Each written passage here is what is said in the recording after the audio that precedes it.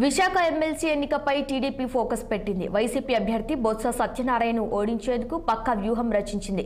పల్లా శ్రీనివాస్ నివాసంలో టీడీపీ సీనియర్లు భేటీ అయ్యారు. ఈ సమావేశానికి అయ్యన్న పాత్రుడు, సీఎం రమేష్ తో పాటు ఉమ్మడి జిల్లాల ఎమ్మెల్యేలు హాజరయ్యారు. అరకు, పాడేరు వైసీపీ ఎంపీటీసీలు, జెడ్పీటీసీలపై ఫోకస్ పెట్టిన టీడీపీ సమావేశానికి ఆహ్వానించారు. అంతేకాదు వారిని అమరావతిలోని క్యాంపునకు తరలించినట్లు తెలుస్తుంది. 25 రోజుల పాటు క్యాంపును కొనసాగించనుంది.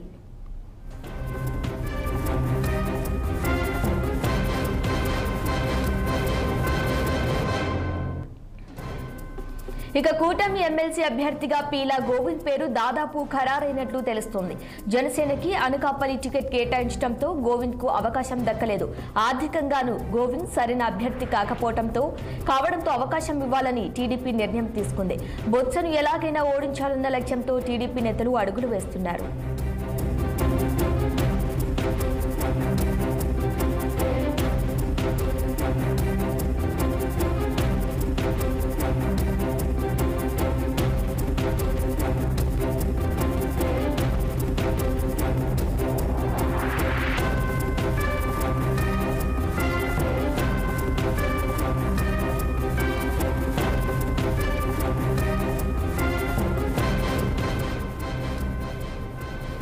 నిజామాబాద్ జిల్లా ఆర్మూర్ నుంచి జగిత్యాల మీదుగా మంచిర్యాల హైవే విస్తరణకు అడుగులు చకచకా పడుతున్నాయి. మంచిర్యాల సెక్షన్ పరిధిలో 131.8 కిలోమీటర్ల మేర 4 వరుసలుగా విస్తరించేందుకు అధికారులు నిర్ణయం తీసుకున్నారు. మెట్పల్లి, కోరుట్ల, జగిత్యాల, ధర్మపురి, లక్షెట్టిపేట, హాజీపూర్ పట్టణాల నుంచి గతంలో సర్వే నిర్వహించారు. అయితే ఆ మార్గాల్లో దుకాణాలు, ఆలయాలు, జనావాసాలు ఉండటంతో అభ్యంతరాలు వచ్చాయి. దీంతో అధికారులు రహదారిని బైపాస్ చేశారు. ఇక అందుకు సంబంధించిన సర్వే పనులు ఇప్పటికే పూర్తి కాగా ప్రస్తుతం ప్రజాభిప్రాయ సేకరణకు అధికారులు రెడీ అయ్యారు.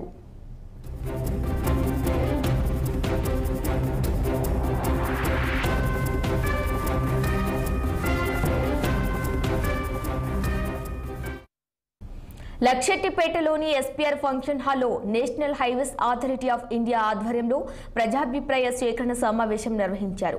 ప్రజాభిప్రాయ సేకరణ కార్యక్రమానికి assistant collector Motilal, environment EE Laxman Prasad హాజరయ్యారు. రోడ్డు విస్తరణకు ముందుగా గ్రామ సభలు నిర్వహించాలని సమావేశంలో రైతులు డిమాండ్ చేశారు. నేషనల్ హైవే అథారిటీ అధికారులు, ఏజెన్సీలు రైతుల దగ్గర బలవంతంగా భూముల్ని లాక్కుంటున్నారని మండిపడ్డారు. రియల్ ఎస్టేట్ వ్యాపారులు, దళారుల కోసమే అలైన్మెంట్ మార్చారని ఆరోపించారు. ప్రజలకు వ్యతిరేకంగా ప్రజాభిప్రాయ సేకరణ నడుస్తుందని ఆవేదన వ్యక్తం చేశారు.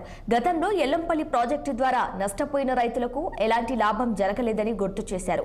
ఇప్పుడు అలాగే జరిగే ఛాన్స్ ఉందని 4 లైన్ వద్దంటూ రైతులు డిమాండ్ చేశారు. దాంతో ఇట్టి విషయాన్ని ప్రభుత్వ దృష్టికి తీసుకువెళ్తామని అధికారులు తెలిపారు.